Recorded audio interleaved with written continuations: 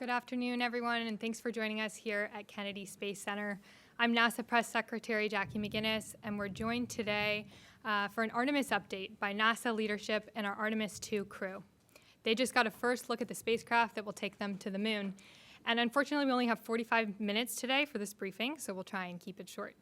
Joining us, we have NASA Administrator Bill Nelson, Deputy Administrator Pam Melroy, Associate Administrator Bob Cabana, Associate Administrator for the Exploration Systems Development Mission Directorate, Jim Free, Artemis II Commander Reed Wiseman, Pilot Victor Glover, Mission Specialist Christina Cook, and Mission Specialist Jeremy Hansen.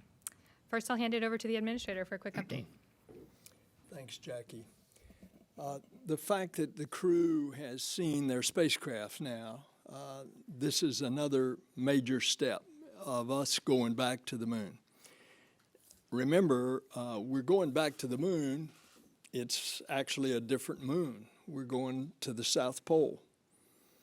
We're going to see several spacecraft, some too, perhaps, from other nations that are going to be landing on the South Pole in the near future, perhaps this year. So there's a renewed interest in the moon. And of course, it's there because the potential of water. And if there is water in enough abundance, then you have the potential for hydrogen and oxygen, which would fit in very nicely with why we're going back to the moon this time after a half century. We're going back to learn to live in a deep space environment for long periods of time so that we can go to Mars and return safely. Now, along the way, there are going to be several scientific excitements, the development of new tools, the development of new implements, the development of new procedures, all of which it's in this Moon to Mars program. And that's the goal. We're going to venture out into the cosmos. We go back to the moon this time in a different way. We go back with commercial partners. And we go back to the moon with international partners. You should have seen the reaction when Reed brought the crew to Ottawa and they were in front of the Parliament. Or you should have seen Jeremy in his 10-gallon hat at the largest rodeo in the world in Calgary, Alberta. There's an excitement there that I can tell you that's quite exceptional as an international mission. You should see the fact that moi, having just returned from South America, 3 countries, Brazil, Argentina, and Colombia, no hesitation about the president of those countries receiving our NASA delegation.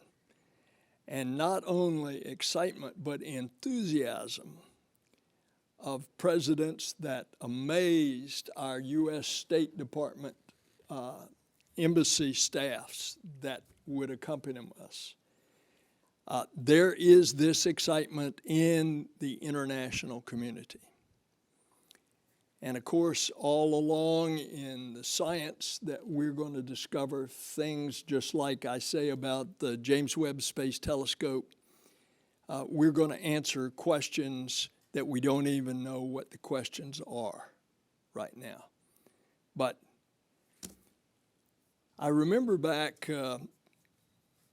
on the 60th anniversary, they had me go to Houston 60 years to the day, and Rice University was having this celebration. And it was in the same place that President Kennedy spoke to an audience in that Rice Stadium. This was, a long time ago, but he said he had already declared in a speech to the joint session of Congress about a year earlier. In the meantime, John Glenn had flown, so we knew we were on our way. And Kennedy went there and he said, we go to the moon not because it's easy, but because it's hard. And space is hard. And there are those discoveries in overcoming this very hard environment that are going to fill us and our nature as discoverers and as adventurers. And that's why we're going back to the moon and then on to Mars. Thanks, Jackie. Thank you, sir. And now Deputy Administrator Maury. Is it on? Okay, great. It is really a thrill for Bill, Bob, and I to be here with the Artemis II crew to see their flight hardware. I think it brings back happy memories for the three of us of seeing our flight hardware, but also a shiver down our spine as we step forward into the next chapter of our destiny in human spaceflight. So we are going to stay, as the administrator said. That's very important, and we have the hardware, not just for Artemis II, but for flights all the way out through Artemis 6 already in work. And that's very significant. We've been spending a lot of time the last couple of years to really focus on what are the objectives that we need to prove on the moon. What exactly do we need to learn before we're ready to go to Mars? And this is a crucial first step along that way. One of our North Stars is science. That's why we explore, to learn more about the universe, our solar system, our Earth, ourselves. And there will be some exciting experiments on Artemis II, mostly focused on radiation and crew, because we now have the opportunity to have a crew that we have to advance this particular kind of science. But I do want to say for a moment, personally, as a test pilot, how important this mission is for test flight. All the things that we want to do with this vehicle, we have to understand that vehicle and its capabilities and push its envelope in order to achieve all the things that we hope to do with it in the future. So that is the critical focus of this mission, is to do that test flight, to push the boundaries, to learn about this vehicle and its capabilities so that we can continue to do amazing things on the surface of the moon and then eventually on Mars. And this is the beginning of that cadence, and we're excited to be here today to see us off on that first chapter. Well, I just want to say that it's always great to come home to Florida and KSC. This is where the action actually is, and not up in Washington, although it's a different kind of action up there. And it's great to see the crew. It's great to be part of this leadership team. This is our crew up at NASA headquarters, and I can't think of a finer team to be a part of than with these two. This crew down here, they're something special. They are really great people, very accomplished. And seeing them see the spacecraft, I know when they saw it, it makes it real. They know that they've got a mission that's coming up. I think back to when we were seeing the modules of the International Space Station when they were just an aluminum shell and watching them come together and be completed. We knew we were going to have a mission when we got to go up and assemble the space station. It really makes it real. And they got something to look forward to, and I envy them. I know these guys really well, and I'm very concerned about their health and safety. And I want you to know that as we move forward, going to the moon, going to the South Pole, safety is going to be paramount. It's not without risk, but we're going to do our very best to understand all the issues, the risks, to mitigate them as best we possibly can to ensure the safety of this crew. And that means a lot. And I want you to know, having lived through Challenger as a young astronaut candidate and through Columbia in a senior leadership position, we're going to do our absolute very best to ensure that when they strap in, we have done all that we possibly can to ensure their safety. We're learning a lot from the first Artemis test flight, Artemis 1, and that's going to help prepare us for Artemis 2. And Jim Free, my good friend who's leading this exploration effort for us, will share more about that. It's great to be here. Thanks. Thanks, Bob. Good afternoon, everyone. Great to be here. I guess I'm my own crew here because there's a crew there and a crew there. No, it's really great to share with you where we are with the hardware. We recently, towards the end of July, completed our post-flight assessment review from Artemis 1.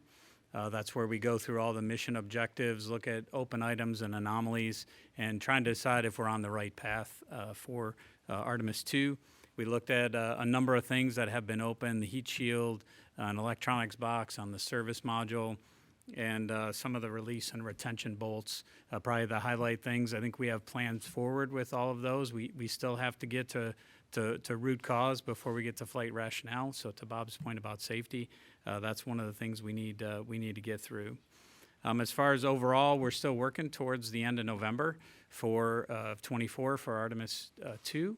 That's critical to stay on that path. It's this balance of pushing hard but maintaining the right philosophy of not pushing too hard, if that makes sense to you. But I think to us up here it does, because we still need to press and get our missions on a cadence where we're doing the exploration around the moon and on the surface. This is a great first step for us, but we do need to be vigilant and care about the people going on these missions.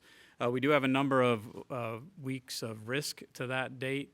The crew module is the critical path right now. We have to get the crew module assembled and tested and then mated with the service module, then turn it over to the ground system folks here for processing.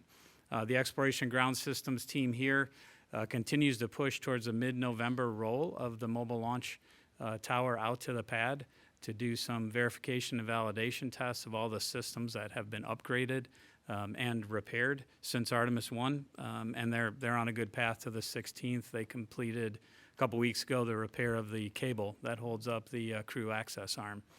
So that was a big change. We were originally going to roll out on the 1st, but that was one repair we had to make.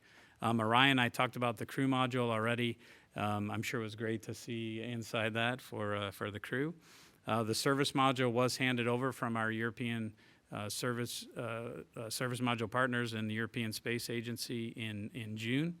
We're continuing to work on the heat shield. We'll probably look for final disposition of that early next year. The Space Launch System, all the hardware is here right now except the core stage.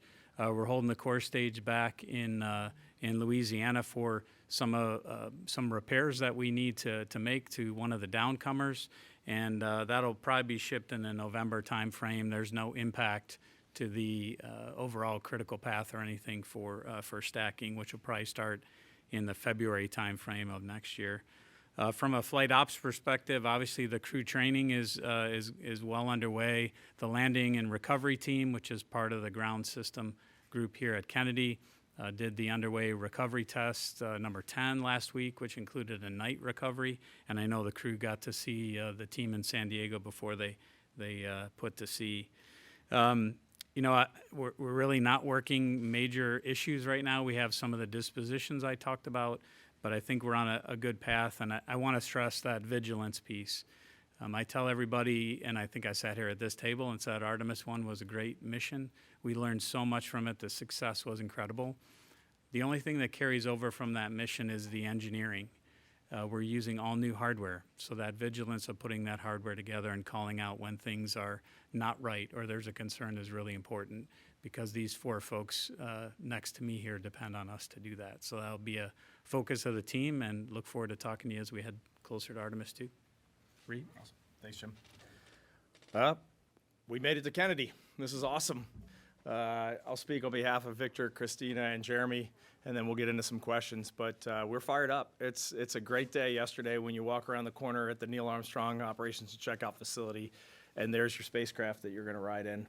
The ship, as they call it over there. And we got to look inside and hang out, and it was really quite fascinating.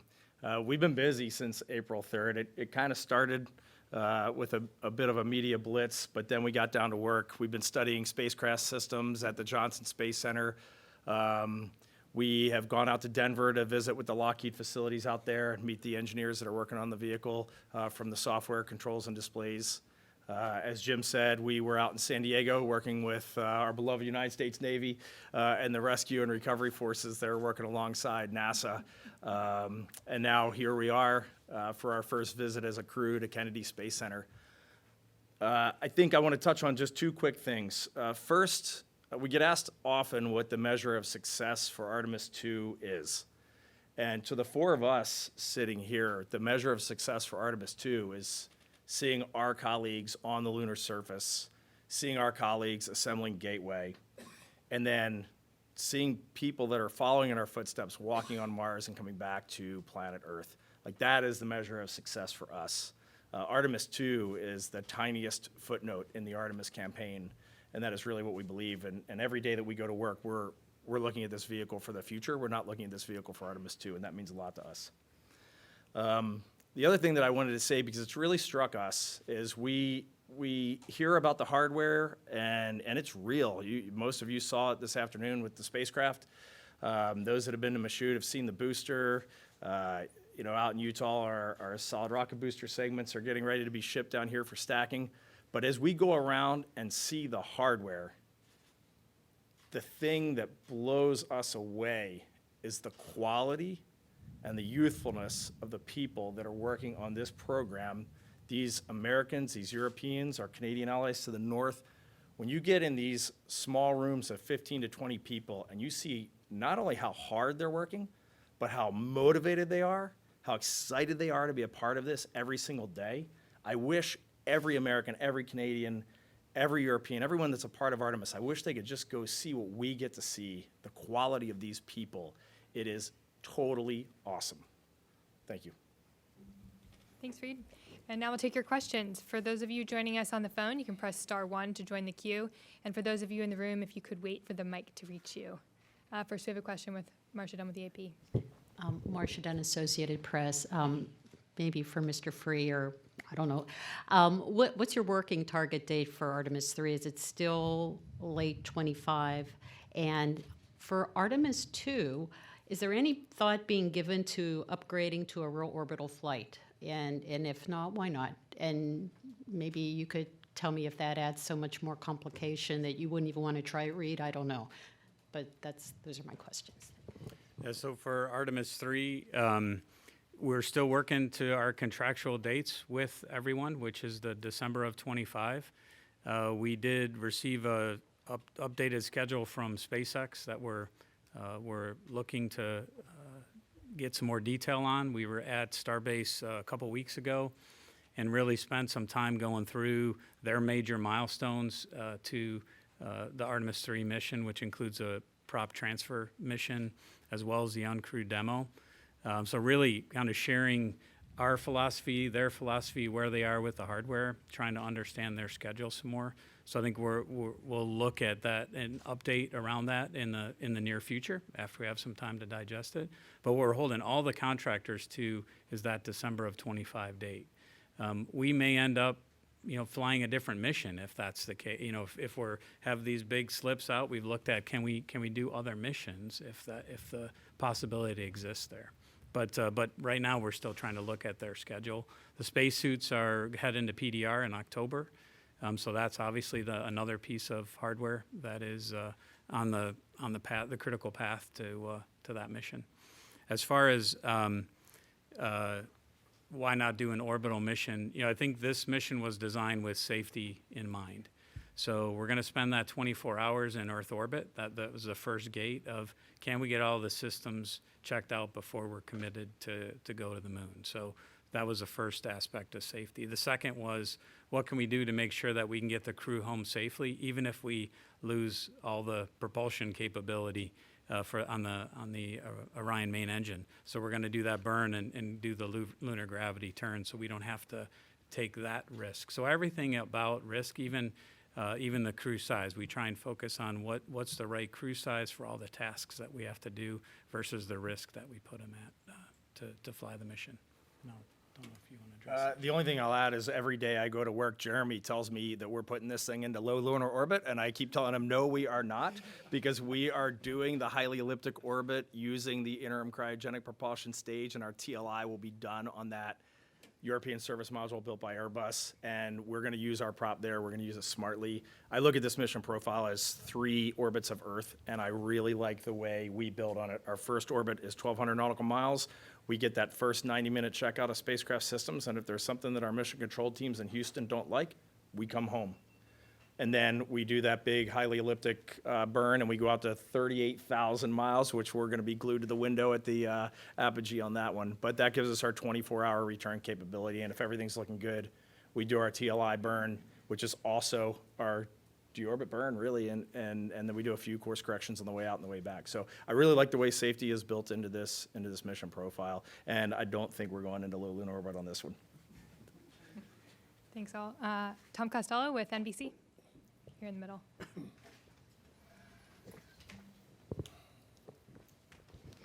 Hi, well, congratulations on a great day. Thanks for inviting us down here. Senator Nelson, to you, there is some discussion about the fact that America isn't the only one aiming for the South Pole right now. Potentially, you've got the Chinese also targeting the South Pole, and maybe even the Russians. Can you give us a sense of what is in play here in terms of the geostrategic issue and needing to get to the South Pole? And is this a competition to see who gets there first and who would have access to that frozen ice, to the water? We're in a space race with China. You see the actions of the Chinese government on Earth. They go out and claim some international islands in the South China Sea, and then they claim them as theirs and build military runways on them. It's called the Spratly Islands. So we want to make sure that the ideals of the Artemis Accords, which now have 28 countries have signed, and there will be others that will be shortly following, those ideals that we have the peaceful and cooperative uses of space together internationally. That's basically the framework of the Artemis Accords. So naturally, I don't want China to get to the South Pole first with humans and then say, this is ours, stay out, like they've done with the Spratly Islands. You look at pictures of the South Pole, it's not like what you saw where Neil and Buzz were landing, constantly lit from the sun, a few craters here and there. The South Pole of the moon is pockmarked with deep craters. And because of the angle of the sun coming in, most of those craters are in total darkness the entire time. So it lessens the amount of area that you can actually land on and utilize. And if indeed we find water in abundance there that could be utilized for future crews and spacecraft, we want to make sure that that's available to all, not just to one that's claiming it. Now, you mentioned Russia. As a matter of fact, Russia has just launched a probe to land on the South Pole. We wish them well. As you know, we've had a cooperative relationship with Russia ever since 1975 in Apollo-Soyuz. We built the space station together, we operate it together. But I don't think that a lot of people at this point would say that Russia is actually ready to be landing cosmonauts on the moon in the time frame that we're talking about. going to the moon, or that possibly China would be. And so I think the space race is really, Tom, I think the space race is really between us and China, and we need to protect the interest of the international community for exactly the reasons I've laid out. Thank you, sir. Next question, Kristen Fisher with CNN here in the front. Thank you. Jim, my question is for you, and I just want to follow up on Marcia's question about the timeline for Artemis 3. Back in June, you said that you were really concerned that SpaceX's Starship won't be ready in time and that it could push the first launch attempt into 2026. And so I'm curious, after your trip to Starbase, has that level of concern grown, diminished, and if you can give us any insight into what your conversations with SpaceX are like right now? Sure. So I don't. They need to launch, as I said back in June. They need to launch multiple times, not just for us, but for them. And then they need to launch multiple times for us. So we really want to see them find the success in their launches, including the next one, which I know they had a booster fire for the other day. I think my concern is the same because they haven't launched. And now our insight that we got from our visit there was tremendous. We really spent, I think it was a 12-hour day. We got to see some of the hardware, but most importantly, our teams had the chance to talk and go through the details of that cryogenic propellant transfer mission, the ship-to-ship transfer, which is the next big milestone in our relationship with them. It's a kickoff for one of our design reviews. We got we were able to convey for them the importance to us of talking about the whole picture.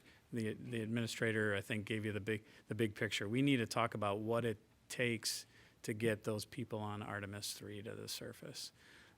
They're excellent at their technical details, and I think just continuing to grow our relationship beyond commercial crew in this area, conveying why it's important for us to see that end-to-end schedule. We have the other elements coming together. That's another concern for me. It's Starship doesn't exist by itself. There's interfaces for our suits. So our suits contractor has to understand the interface and the design and the emulators and simulators that are ready for that. Similarly for Orion, we need that interface to be worked. So I think we have a better understanding in the big picture, our relationship, our needs. But we know they've proven that they can make great progress. I'm sure they will continue to do that. But as I said to Marcia's question, we really are trying to get in the details of that schedule, because when we come up with a date, December of 25 or whatever that date might be, we want to have confidence for our teams that we all have a realistic path to get there. Thanks, Jim. Next, we'll take a question from the phones. We have Joey Roulette with Reuters. Thanks, Jackie. Just to follow up on that last question for Jim Free, you had mentioned SpaceX sent NASA an updated schedule. What did that schedule propose? Did it propose backing off of the December 2025 date and doing it sometime later?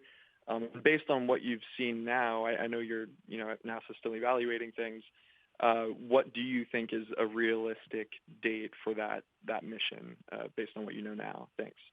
Thanks, Joey. I think my mom's probably watching this and she'll say, never did I think that Jim would get more questions than the astronauts on the panel. I think our teams are really trying to understand. I'm not going to give you a date, Joey, because our teams are trying to understand what are those trades. So we obviously have to go through a contract change when we make this, because we had a contractual date with SpaceX. And we need to understand where the pressure points are that they have, where our needs are with some of the emulators, simulators, and interfaces that I talked about, and then decide what's the realism of that. We don't want to kind of zero margin schedule. We have to understand what the margin is in all of this. So in order to do that, our teams have to interact. That meeting at Starbase I talked about was one of many. And then I think we'll come out in concert with the leadership team of the agency and say, hey, here's where we think it's realistic, what that date is. Thank you very much. Next question here in the middle.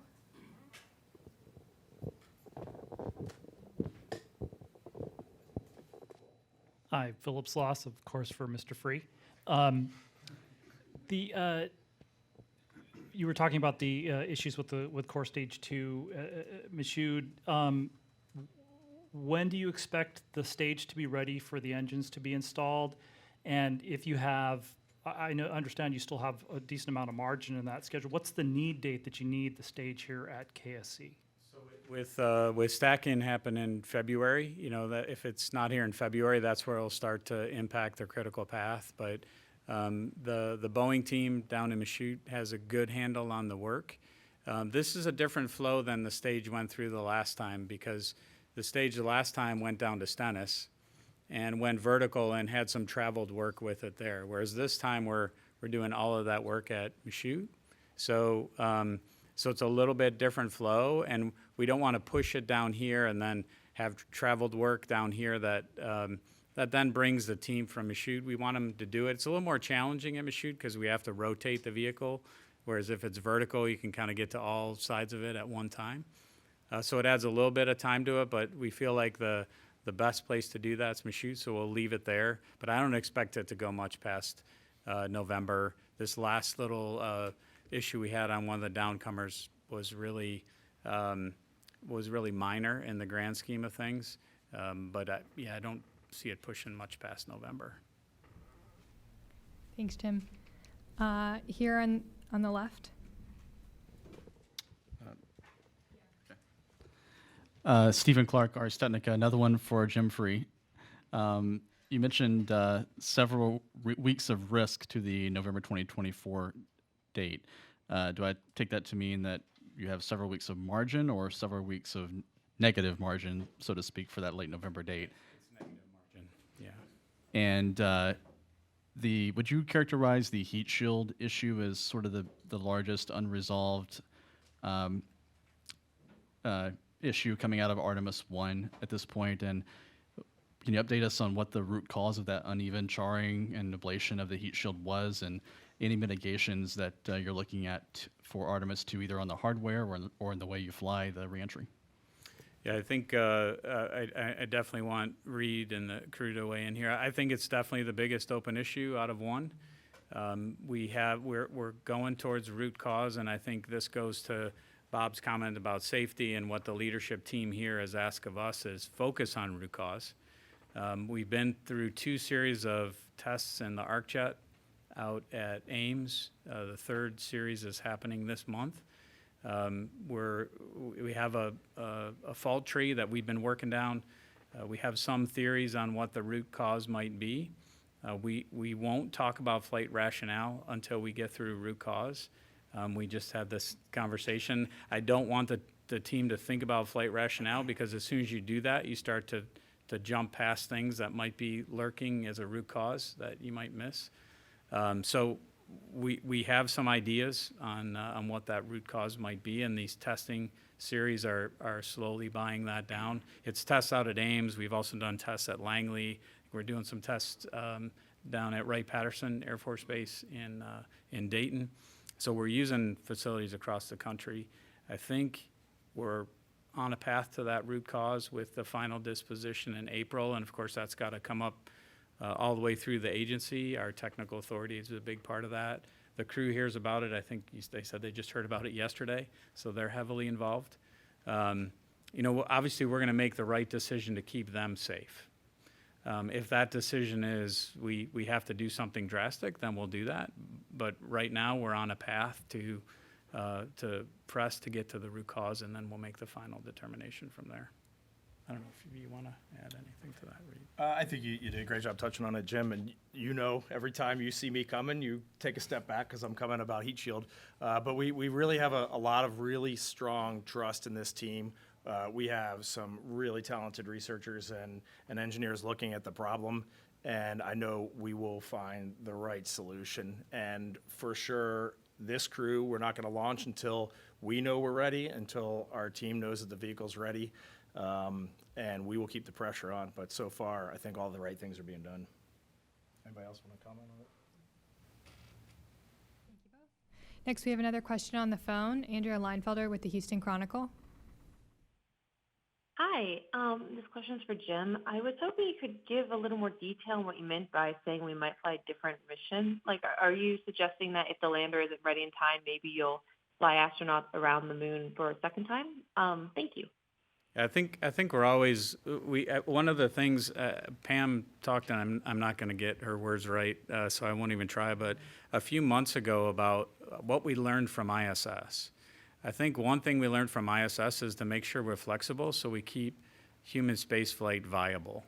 And one of the things that ISS did was really look at the assembly sequence as hardware was available and it wasn't. I think it's incumbent upon us to do that. That's what I was referring to, is we're trying to look at all the missions we could fly to keep learning.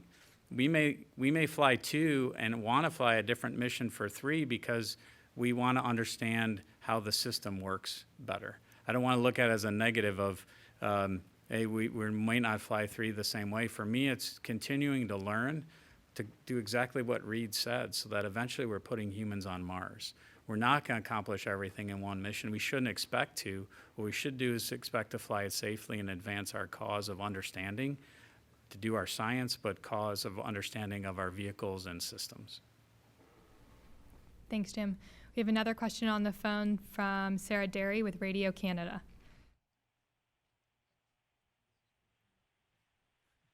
Sarah? Le vaisseau Orion, comment ça s'est passé aujourd'hui? Peut-être un mot sur ça, s'il vous plaît. I'll say a couple words in French and then in English so it's understood here as well. But pour moi, c'était incroyable de voir la capsule Orion pour la première fois. C'est la première fois que j'ai vu dedans la capsule et c'est magnifique. Et seeing the capsule for all of us sent shivers down our spines as we saw it for the first time inside, and real flight hardware made a real impression. And something that kind of stood out for me over the last couple months as we've been getting into the systems, digging in deeper to the systems, is that I already knew going to the moon was hard. Administrator, you talked about it. Kennedy talked about it. That's why we're doing it. I already knew it was hard, but boy, it's harder than I thought. As I start to look at all the systems and all the people trying to get to the solutions that we need to really get to the moon and get back and still be breathing when we land in the Pacific Ocean, it makes an impression. And when we're talking about timelines and stuff, what's so obvious to all of us behind the scenes when we see it day to day is the success is not in the final solution. It's not in the touchdown or the launch date. The success is in the learning that's happening like right now. Like learning is happening right while we're sitting here in stuff that is going to serve us on our ultimate objective, which is to get to Mars. Here on the right, you to say? Yeah, J.D. Gallup with Florida Today, USA Today. Just a quick question.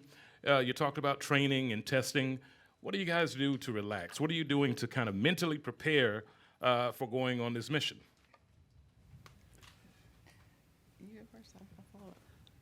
So, we spend a lot of time doing this, spending time with you all, sharing the good news. So honestly, when we're not doing this, that's a good time too. But no, it's we understand how important this is, and thank you for being here to share the story. But I have a family. I'm a husband and a father, and just the time that I get to spend with them, and they understand how hard we're working to make this successful. And so just being able to be home and truly relax, that is a win in and of itself. So it's great to be here, but it's also going to be great to get back home. And, Victor brought up family, and I think one of the fun things that we do as a crew is get our families together. When we travel, oftentimes our families will come and they'll get to know each other, and that is really a great way to integrate. We feel like a family in and of ourselves, and I think they are also feeling that way. But just taking time. Last night, for example, on this trip, we found a restaurant, and the 4 of us went out to dinner together and had a great time, just, camaraderie and spending time together. So all the normal things, just like we'll have those group meals in space in the Orion vehicle. We're doing it here on Earth to prepare for getting to know each other and all that trust and relationship building that's going to be needed for ultimately the successful mission that we're going to do together. And I'm hearing whispers or a question about which restaurant. We're government employees, we're Yep, not allowed to no say. endorsement. Next question. Richard with the Orlando Sentinel. Hi, thanks. And this is for the astronauts. Sorry, Jim. the last time Reed and I were in the same room, we spoke. We had an Apollo astronaut telling us great stories. I'm wondering if each of you have had the opportunity to discuss with any of the people still with us who have already traveled to the moon, and if there's any inspirational stories that you might be able to share. Thank you. I almost missed a call from General Tom Stafford because I thought I was a telemarketer on the day that we were announced as a crew on April 3rd. And I did pick up the phone, and what really shocked me was how unbelievably excited he was that we are going back to the moon for the agency, for the nation, and for the planet. So that was my story. And, someone who is very active in lunar science, period, and obviously the architecture that we're going to use to go back to exploring the moon and beyond is Jack Schmidt. He's still around. He's still very active. And to see his excitement and continued enthusiasm about this project is great. And so he's always been around. But someone who I've had some really interesting conversations with about recently, and he didn't go to the moon, but was an Apollo astronaut, Rusty Swikert. And our conversation centered around human nature and ancient wisdom. And I'm gonna save it for later because I think he's gonna have a chance to tell some more of this story. But the ancient wisdom part was a really, really fascinating conversation. Good time for one more question. Here in the front. Yusuke Tomiyama, the Yomiuri Shimbun, Japanese Daily. My question is to Mr. Nelson. You mentioned the difference between the Apollo program and the Artemis program. One major difference is international cooperation. Japan secured the opportunity to both fly on the Gateway in the Artemis program, but the opportunity to land on the moon has not decided, so uncertain. What do you think about the opportunities for Japanese astronauts to land on the moon? This is a question that every country, every country in the world is asking. And of course, the specific answer to your question will be decided years later. Thus far, those countries that will be represented by an astronaut going to the Gateway have participated in the planning and will participate as part of the Gateway, which is the mini outpost or space station that will orbit the moon. The question about landing on the moon is to be determined. Obviously, it will be as a result of a participation.